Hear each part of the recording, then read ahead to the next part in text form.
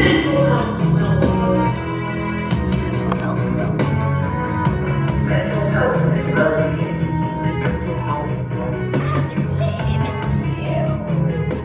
Hello everyone, I'm an executive at Innocation One, and today we're going to be covering one of the most important subjects in today's society.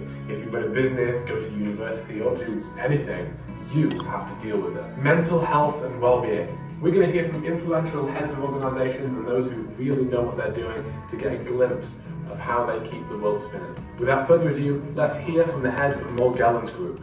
Hi, I'm Business Stat, and I'm a patron of the Morgellons Group, who manufacture air purifiers that can turn urine into water. I'm here today because I know what kind of effect mental health and well-being can have on people. We have a dedicated office and helpline that anyone can call to receive guidance on what to do and how to keep going. Our CFO has a program to send pens to all staff routinely every couple of days, and that is a real help in keeping morale high and our profits even higher.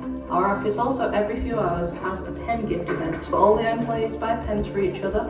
It is mandatory. Staff do spend upwards of 30k a year on it. Yes, staff have had to eat into their ices to do this, and I'm not going to sit here and tell you that a few people haven't emptied their pallet pens for this, but it's important.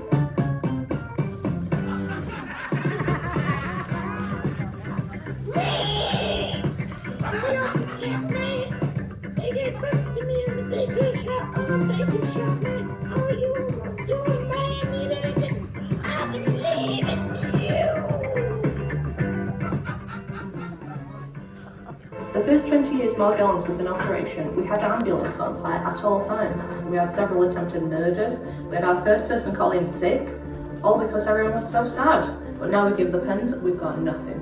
From hundreds of incidents a week to hundreds of new clients a minute, not an incident in sight. When Morgellons Group hurts, I hurt. So it's so important to me that everyone has good mental health, and that's why it's so important that no matter the financial cost to our staff, they have new pens in their pockets every hour. Thanks Business Nat, great stuff. Morgellons is now the #1 company in the world with a market cap of 600 trillion. Next, we'll hear from the good doctor at McTapp Charity Hospitals, who's found a way to cure mental derangement with medicine. Hello, I'm Dr. Comfort, and I'm a senior surgeon at McTapp Charity Hospitals. We've been making breakthrough after breakthrough, from new statistic-based performance systems to putting medicine in little pills you can ingest, neither of which have been done before. We treat 60,000 patients a month, and all that stress is not good for our employees on the ground. We've been running tests, and we can actually distill 700 pens into a liquid that can be ingested. This immediately kills stress. And I'm happy to say, not a single member of staff in the hospital has been upset or anxious this entire calendar year. This new medicine is going through its first round of tests on humans for the general public, and will probably be available by the end of the year.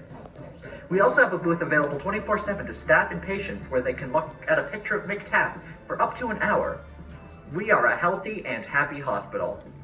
Does this guy know what he's doing or what? Networking. Next, we're going to hear from Business Wallace, the person who runs the biggest studio in the world ever since the previous biggest studio shut down. I'm Business Wallace. I'm very happy to be here. Most people think I care about filming and quality of what we do, but I really don't. I care about the mental health and well-being of our staff. In the third financial quarter of 2023, we spent just over £500,000 on pens for our staff. And the improvement in morale and reduction in mental derangement is immense. So our policy requires that all staff are given 3 COVID vaccines at the beginning of every working day. They go into work, and since this policy came about, we got a little bit of pushback. But we went through with it anyway, and I'm so glad that we did, because the mental health test scores have really shot up. For someone like me, who's dead in prison, seeing the things improve really means a lot. What would I give to the world as advice? I think I'd probably tell the younger generation to start getting flu shots early, buy pens for your friends every day.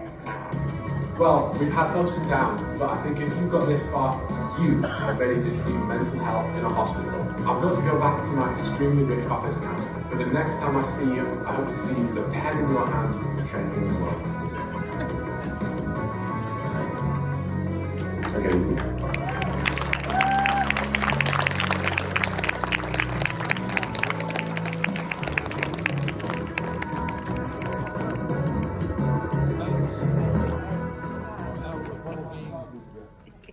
Hi everyone, it's just me again. I'm an executive at Innocation One, and I would just, Brand, what do I need to do to get a cease and desist letter from you? Is there any specific things that you don't like people doing? You know, I just want to know for fun, and also so we don't infringe on those things and we don't get a cease and desist letter. I would be really ashamed if I had a cease and desist letter to put here in a frame for the background of my streams. So what do I need to do that, just so I know for the future, so I don't get a cease and desist letter?